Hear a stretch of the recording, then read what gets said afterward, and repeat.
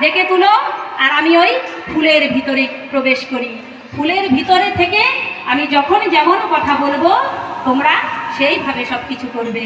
তাই গোবিন্দ আবার কি করলেন, কানু তখন ভানু হইয়া ফুলের ভিতরে যায়, কানু তখন ভানু হইয়া ফুলের ভিতরে যায়, যখন যেমন তখন তেমন বুঝে কথা নয়, যখন যেমন তখন তেমন বুঝে কথা নয়।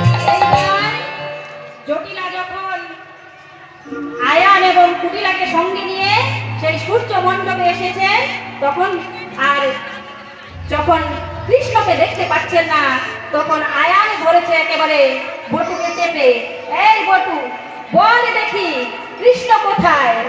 তখন বটু একেবারে ভয়ে কাঁপতে কাঁপতে বলতে লাগলো, আমার পূজায় দেবতা এসে গেছে, আমার পূজায় সূর্য দেব এসে গেছে। এবার শোনো রাধা পতিব্রতা কেন করো স্তুতি,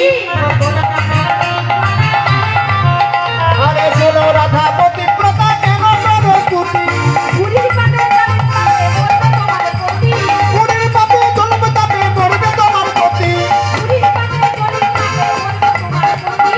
বুড়ির পাপে জন্ম পাপে মরবে তোমার পতি।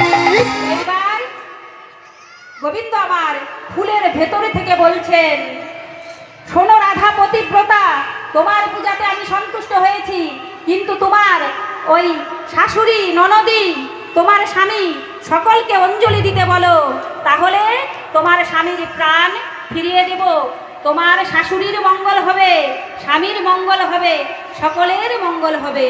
এই বলে তখন কি করলেন, বটু এবার পূজায় বসলেন, আর গোবিন্দ আমার ফুলের ভেতরে প্রবেশ করে রইলেন।